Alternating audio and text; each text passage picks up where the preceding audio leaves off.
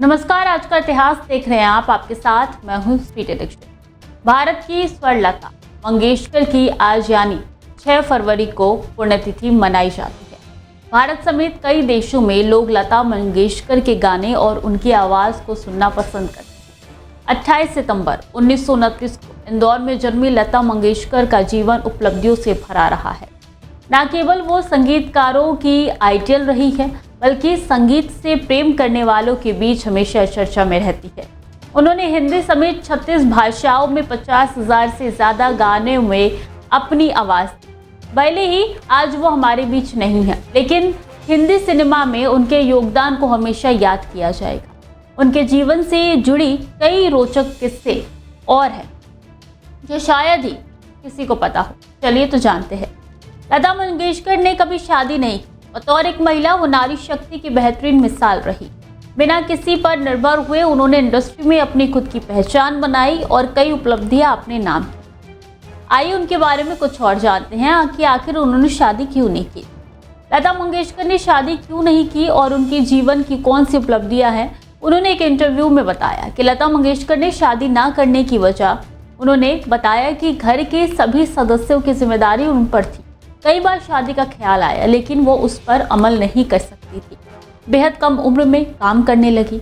उन्होंने सोचा पहले छोटे भाई बहनों को व्यवस्थित कर दूं। बहनों की शादी कराई, उनके बच्चे हो गए और फिर लता पर उन्हें संभालने की भी जिम्मेदारी आ गई। इस तरीके से उनका वक्त निकलता चला गया।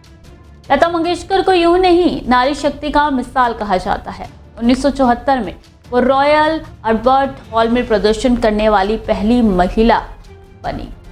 उनकी उपलब्धियां इतनी थी कि उसी साल गिनीज रिकॉर्ड में उनका नाम दर्ज हुआ। उन्हें भारतीय संगीत के इतिहास में सबसे ज़्यादा दर्ज की गई कलाकार होने का गौरव मिला। स्वर कोकिला लता मंगेशकर को 1970 में सर्वश्रेष्ठ पार्श्व गायक का फिल्म फेयर अवार्ड मिला। 1972 में फिल्म परिचय के गीतों के लिए सर्वश्रेष्ठ पार्श्व गायिका का राष्ट्रीय फिल्म पुरस्कार दिया गया।